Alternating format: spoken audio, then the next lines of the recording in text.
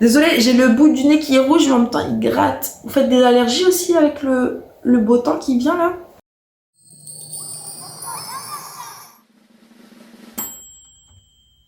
Coucou tout le monde, je suis contente aujourd'hui de vous retrouver dans une nouvelle vidéo et aujourd'hui ce sera une vidéo un peu Q&A parce que j'ai récupéré quelques questions que vous m'avez posées soit en commentaire, soit en message Instagram que j'ai trouvé super intéressantes et que je me suis dit que ce serait peut-être cool d'y répondre en vidéo pour qu'un plus grand nombre de personnes puissent avoir accès à la réponse parce que je pense que c'est des questions que d'autres se posent. Voilà, on va pas faire durer l'introduction plus longtemps et on commence tout de suite. Avec la première question qui est celle de Lucille TV, donc je sais pas si t'es encore là Lucille, mais si tu es là et que tu passes par là, je te fais...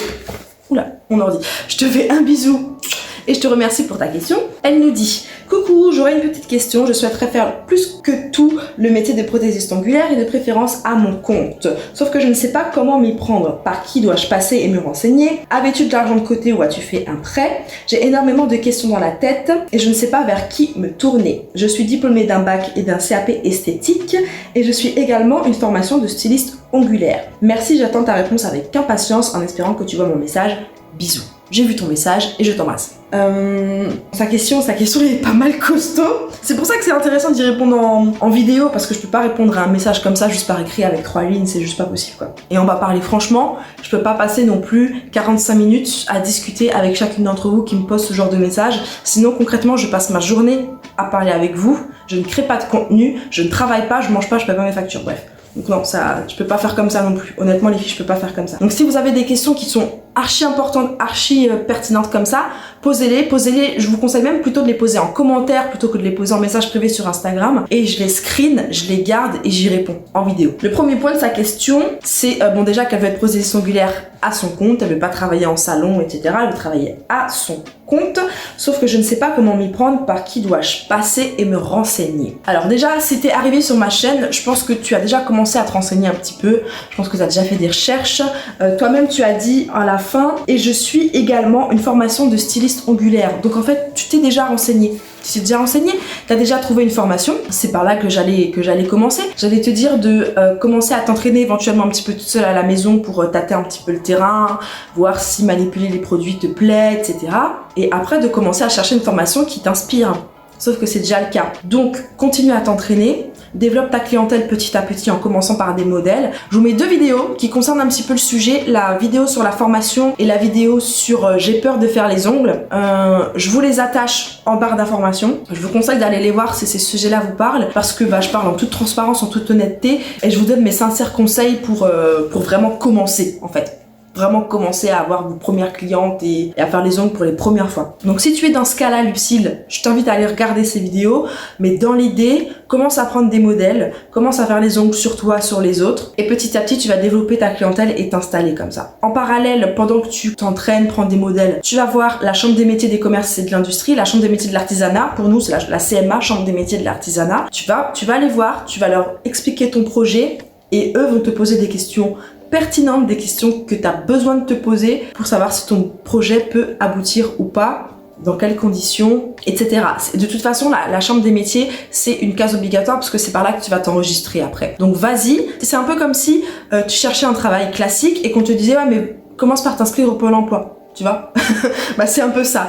Tu veux créer une entreprise, tu as déjà un petit peu commencé à t'entraîner, tu as même peut-être, généralement, on a déjà quelques clientes, on a commencé un petit peu au black et tout machin, on va pas se mentir, hein. Alors à ce moment-là, va voir ta chambre des métiers. Et tu vas voir que eux, ils auront encore d'autres types d'informations. Donc ensuite, une fois que tu as fait tout ça, et même en parallèle, parce que tout ça se fait un petit peu en même temps, et tout ça, ça prend, on va dire, des semaines, voire des mois, voire des années en fonction de ta vitesse. Tu t'installes, ça veut dire tu installes ton salon chez toi, tu développes ta clientèle avec les modèles que tu as fait auparavant et après, tu te focuses sur garder tes clientes et développer ta boîte. Je t'ai fait les grandes étapes. Hein. Donc par qui dois-je passer et me renseigner? Tu te formes, tu te renseignes un maximum sur le sujet par tous les médias dont tu as besoin et tu vas à la chambre des métiers. Ensuite, la suite de sa question c'est: avais-tu de l'argent de côté ou as-tu fait un prêt? Alors, j'ai pas fait de prêt. Du tout, parce que en soi, je considère pas l'investissement comme étant fifou quoi. Je pense que c'est à peu près gérable. Surtout qu'on achète surtout au fur et à mesure en fait. Tu vas pas investir 5-10 000 euros tout de suite comme ça dans ton salon alors que t'as pas encore une cliente qui vient chez toi. C'est pas comme ça que ça se passe. Donc non, pas besoin de prêt. Bien sûr, il va falloir que tu comptabilises l'investissement dont tu as besoin à la base. Mais moi, ce que je peux te conseiller, c'est que tu te prends un bon kit complet pour voir un petit peu ce qui t'attire. Tu prends un petit peu de chablon, tu prends un petit peu de capsule, tu prends tous les éléments de base, gel de construction, tu en prends un ou deux pour tester, définition, quelques gels de couleur, quelques vernis semi-permanents. Tu regardes un petit peu ce qui te plaît, ce que tu préfères, et tu rachètes au fur et à mesure en fonction de ça. Donc, est-ce que j'avais de l'argent de côté? Oui, forcément, j'avais un petit peu d'argent de côté. Est-ce que j'ai fait un prêt? Non, c'est pas forcément nécessaire. Surtout que tu veux être à ton compte, donc j'imagine que tu veux travailler chez toi, que tu veux pas avoir un salon pignon sur rue tout de suite alors que tu n'as pas encore commencé à travailler dans le métier. Donc non, je dirais pas forcément qu'un prêt est nécessaire. Pas du tout. Et après, je vous en dis pas plus parce que je suis en train de faire un travail de fond. Je suis en train de me préparer un truc bien sympa qui va répondre à tout ça et qui devrait vraiment vous aider. Alors, mais je n'en dis pas plus. Alors ensuite, deuxième question. On a... je sais pas si vous voulez que je dise vos noms, les filles, mais bon, en même temps, si vous me le laissez en commentaire, c'est public, hein. Donc tout le monde voit vos noms. Donc on a Rachida Moussaoui qui me demande. Hello, tout d'abord, je tiens à te dire bravo pour tes conseils vidéo. Merci. Merci. J'ai réalisé un super travail à chaque fois et les explications sont top. Je suis contente, les filles, si les explications vous parlent, si vous arrivez à comprendre ce que je veux dire et que je suis claire dans mes vidéos, c'est important pour moi que quand je vous explique quelque chose, que quand je vous explique un minimum concis et assez méthodique, c'est important pour moi. Donc quand je lis ce genre de phrases, les explications sont top. Ça me fait vraiment super plaisir, je suis trop contente. Donc merci Rachida déjà pour l'intro de ton message. On va passer à ta question qui est: je commence à m'intéresser aux poses de gel semi-permanent, etc. de façon plus générale au métier de prothésiste ongulaire. Bienvenue dans notre monde. J'ai une question qui va paraître un peu bête, mais j'aimerais savoir... Alors, pas de question bête. Et c'est exactement pour ça que je l'ai prise, parce que cette question, je me la suis posée pendant des mois, les filles. Vous allez voir, je me la suis posée pendant des mois avant de trouver ma réponse qui me correspond à moi personnellement, mais qui ne va pas forcément correspondre ni à Rachida, ni à toi. Là, si tu regardes cette vidéo, ça va pas forcément te correspondre et c'est ça qui est important. C'est juste qu'il faut que vous appreniez à avoir la méthode de réflexion, on va dire, pour pouvoir prendre vos décisions en fonction de qui vous êtes vraiment et de ce que vous aimez vraiment. C'est ça le plus important. Donc moi, je vais vous répondre ce que moi j'ai choisi, mais ça veut pas dire que vous devez faire pareil. Donc elle commence à s'intéresser au métier de prothésiste ongulaire de manière générale, mais elle a une question qui lui semble un petit peu bête, mais qu'elle a quand même envie de poser. Pourquoi est-ce que tu combines VSP et pose de gel? Cela est possible avec toutes les marques. Du coup, quand tu utilises du semi-permanent, tu finis par mettre une couche de top coat en semi-permanent également, et non une couche de finition en gel. Quel est le but recherché? Le gain de temps? Merci d'avance pour ta réponse, bon courage pour la suite. Bon courage pour ta suite aussi, Rachida. Honnêtement, je sais pas, ça fait combien de temps que tu m'as envoyé ce message. J'espère que la suite fut bonne pour toi et surtout que tu tiens le coup en cette période. Pourquoi combiner gel et VSP? Je propose deux types de prestations. Des prestations en gel et des prestations en semi-permanent. Là, les questions qu'elle me pose, elles sont pas axées sur mes prestations semi-permanent. La question qu'elle me pose, c'est pourquoi dans une pose en gel, tu vas également utiliser du semi-permanent. La première des choses, c'est qu'une fois que tu as une construction en gel qui est faite, une fois que tu as fait ta mise en forme, une fois que ton gel est limé, tu peux mettre par-dessus semi-permanent ou gel pour ta couleur ou même un vernis classique. Ça n'a pas d'importance. Une fois que ta surface est limée, mise en forme et que ta surface n'a pas de couche de résidus, de couche de dispersion. Vous voyez ce que je veux dire? Il faut que vous soyez sur une surface mate et limée. Si votre gel ou résine est mate ou est limé, vous pouvez mettre par-dessus soit du gel, soit du semi-permanent. Après, je parle pour le gel, hein. La résine, je pense que c'est à peu près la même chose. Mais bon, vu que vous savez que je travaille pas à la résine, voilà. Est-ce que c'est possible avec toutes les marques? Justement, l'important, c'est que tu ne mélanges pas les couches de dispersion, on va dire. La règle à retenir, c'est je peux utiliser n'importe quelle couleur si je l'utilise sur un ongle qui est préparé, sur un ongle qui est mat, sur un ongle qui est limé. Et quand je vous dis ongle en gel, hein, voilà. Ensuite, est-ce que tu peux mélanger les marques une fois que tu es à ce procédé? Bien sûr, si tu es sur un ongle qui est mat, qui est limé, qui est prêt à accueillir une couleur, tu peux utiliser n'importe quelle marque puisque tu ne mélanges pas les composants. Tu sais, à ce moment-là, tu mets juste un semi-permanent sur une surface rugueuse qui va faire que ça tienne. Mais tu ne mélanges pas les marques puisque tu ne mélanges pas les couches de dispersion, tu ne mélanges pas les produits lorsqu'ils sont encore un minimum liquides. J'espère encore une fois que je suis claire, c'est important pour moi que vous compreniez ce que je veux dire. Donc possible avec toutes les marques, oui, à partir du moment où encore une fois tu travailles sur un ongle qui est mise en forme déjà. Ensuite, je veux quand même faire une petite parenthèse sur cette histoire de matcher.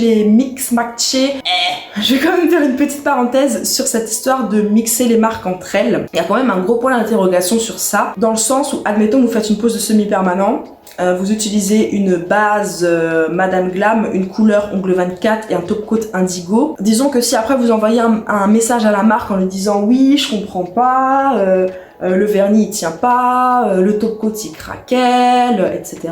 La marque ne pourra pas vous conseiller, vous dire même d'où vient le problème parce que vous mélangez des composants qui sont pas faits pour être mélangés ensemble. Est-ce que ça veut dire que ça ne peut pas marcher une fois à partir du moment où les composants sont mélangés? Absolument que non. Ça peut tout à fait bien marcher. Mais ça veut dire que si ça ne marche pas, vous ne pourrez pas aller voir la marque pour lui dire qu'est-ce qui se passe, pourquoi j'ai ci, ça comme problème. Parce que vous avez mélangé des marques et que les tests qui sont faits chez les marques sont faits, les tests produits qui sont faits chez les marques sont faits pour marcher avec des produits de la même marque. Les marques ne testent pas leurs produits pour qu'ils aillent avec toutes les autres marques concurrentes. Ils testent leurs produits pour qu'ils aillent bien ensemble. Donc est-ce que la base ongle 24 va avec le gel de construction indigo? Peut-être que oui. Teste et tu verras. Mais en soi, les produits à la base ne sont pas faits pour aller ensemble. Donc, à toi de décider. Est-ce que tu veux prendre le risque de mélanger des marques et d'avoir potentiellement, pas sûr, mais peut-être des problèmes de tenue, des problèmes de casse, des problèmes de compatibilité, et à ce moment-là devoir chercher si ça vient de ton combo base ongle 24 gel de construction indigo, ou est-ce que ça vient de ta couleur qui vient de Madame Glam et de ton top coat qui vient d'ongle 24. Est-ce que tu veux prendre le temps pour chercher d'où vient l'erreur, ou est-ce que tu veux maximiser un petit peu tes chances de tenue, ou est-ce que on va dire le potentiel de tes poses en utilisant toute la gamme de la même marque. Et ça c'est purement personnel. Ça va dépendre des tests que tu as fait, ça va dépendre des produits que tu as chez toi. Et il faut prendre en compte aussi que certes, je vous dis que les marques, elles ne testent pas les produits pour que leurs produits aillent avec toutes les autres marques qui sont à côté. Mais il y a quand même un gros aspect marketing et business derrière, faut pas se le cacher. Forcément, une marque va normalement à peu près toujours tout faire pour que tu achètes tous ses produits chez elle et pas que tu n'aies besoin que d'un petit produit et que tu puisses te permettre d'aller autre part pour les autres. Forcément, c'est dans l'intérêt de la marque que tu utilises un maximum de leurs produits. Il y a un côté marketing business qu'il faut prendre en compte. Donc, si tu veux vraiment savoir si tu peux mélanger les marques, tu les achètes, tu les testes sur un maximum de personnes en commençant par toi. Et si tu n'as pas de problème sur le panel de personnes sur qui tu as testé les produits, tu peux te dire qu'il n'y a pas de problème. Voilà, j'ai beaucoup parlé sur cette question, mais j'espère que ça aura pu vous être utile. Donc ensuite, du coup, elle me pose la question, tu finis avec une finition VSP et non gel? Oui, encore une fois, quand on en revient au sandwich de tout à l'heure, sandwich.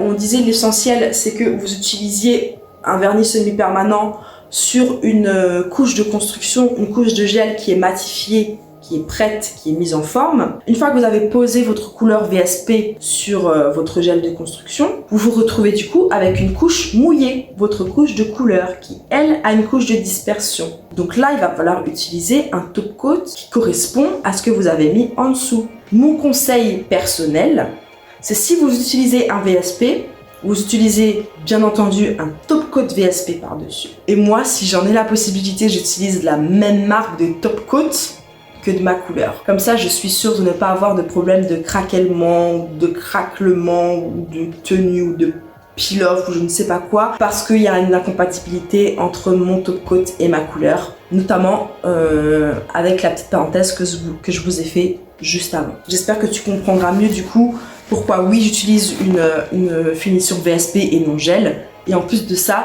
de la même marque que la couleur que j'utilisais avant. Quel est le but recherché? Est-ce que c'est le gain de temps? Je vais répondre à cette question, mais je vais pas non plus rentrer trop dans les détails parce que limite c'est un choix marketing ça. Donc vous avez, c'est à vous de faire votre choix, mais je vais vous résumer en quelques mots pourquoi moi j'ai choisi de faire comme ça. Surtout pour me simplifier la vie. Je voulais pas avoir deux gammes de produits différentes à proposer. Je voulais avoir une seule gamme de couleurs que toutes mes clientes puissent utiliser. Clientes VSP ou clientes gel. Pour le côté pratique, tout le monde a la même couleur. Pour le côté frustration de la cliente qui repère une couleur qu'elle peut pas avoir. Gain de temps, oui et non, parce qu'au niveau de la pose même, au niveau de la pose quand tu fais les ongles, tu gagnes pas de temps, ça revient strictement au même. Hein. Tu poses une couleur, quoi, j'ai envie de dire, que ce soit en gel avec un pinceau ou que ce soit en semi-permanent dans une bouteille, ça ne joue pas sur la rapidité de l'application de ta couleur. Gain de temps dans le côté pratique de la chose, parce que j'ai qu'un seul panel de couleurs à proposer à toutes mes clientes. Voilà! J'espère Rachida que j'aurai répondu à ta question. J'espère, parce que ça se trouve Rachida ne passera même pas par là pour voir la réponse, mais j'espère que du coup vous ça aura pu vous aider. Je pars du principe que s'il y a une personne qui m'a posé cette question, il y a au moins une autre personne qui se la pose. Donc j'espère que les personnes qui se posent cette question passeront par cette vidéo et que j'aurai pu répondre à vos interrogations. Et on va passer à la dernière question que j'ai trouvée trop marrante parce que j'avais l'impression d'être dans un jeu télévisé. En fait, elle m'a posé la question, elle a deux choix de formation. Donc c'est Naonails qui me pose cette question. Et donc Naonails a deux choix de formation. Elle ne savait pas trop vers quelle formation se diriger et elle aimerait savoir, selon moi, si ça avait été moi, vers laquelle je me serais dirigée. Donc je vais vous exposer les deux situations de formation et dites-moi vous dans les commentaires, avant d'entendre ma réponse, hein. Sinon c'est pas du jeu, dites-moi vous dans les commentaires vers quelle formation vous serez allé. Donc voilà, ça c'est la dernière question un petit peu plus marrante on va dire, un petit peu sous forme de jeu. Ça m'a vraiment fait rire de lire cette question. Limite j'ai eu une pression, j'avais l'impression que je devais répondre dans les 5 secondes, sinon le buzzer allait sonner, j'allais perdre 10 000 €. Naonails a le choix. Donc c'est 8 jours de formation qui se déroulent sur 4 semaines. 2 jours de formation à raison de 4 semaines. Ce qui lui donne 8 jours de formation, mais étalée. Cette formation, elle est à 30 minutes de chez elle, donc c'est pas loin. Et elle coûte 1 350 €. Une semaine de formation, 1 350 € à 30 minutes de chez elle, sachant que sa formation, elle l'a fait 2 jours par semaine. Ça, c'est le cas A. Le choix B, c'est 6 semaines de formation, avec 2 semaines sur ces 6 de mise en situation. C'est à 1h30 de chez elle, plus loin. Et la formation, ah zut, j'ai pas mis le prix, mais elle coûte plus de 2000 €. Alors attendez, je vais vous chercher le prix, j'ai oublié de le noter. Elle m'a dit 1h20, pas 1h30 de chez elle, mais bon, voilà, ça passe après, hein, ça change pas grand chose. Je galère. Ok, voilà. Et donc le KB avec les 6 semaines de formation, la formation lui coûte 2 990 €, donc on va dire 3 000 €. 3 000 €, je vais juste faire un petit... Donc ça lui fait 500 € la semaine de formation. Hein. Alors, mon point de vue sur la question. J'aurais définitivement choisi le plan B. J'aurais définitivement choisi le plan B. 6 semaines de formation, 2 semaines de situation de mise en situation réelle, donc ça veut dire j'ose espérer que ce sont des journées complètes sur clientèle. Si vous avez une formation où vous passez 2 semaines sur clientèle complète, de le matin, de l'après-midi à peu près, hein. Les filles en 2 semaines, vous rentrez chez vous, limite je pense que vous êtes prêtes. Peut-être pas prête, mais vous avez la confiance nécessaire et les automatismes nécessaires pour commencer à développer votre clientèle à la maison. Voilà ce que je veux dire. Vous n'êtes pas forcément prête de chez prête, mais vous avez la confiance et le background nécessaire pour commencer au moins à vous développer. 1h20 de chez elle. Certes, c'est loin, mais si je suis véhiculée, j'y vais. Et si j'ai de l'argent, si j'ai vraiment de l'argent, je prends une location là, de vacances pendant 1 mois et demi et je reste sur place.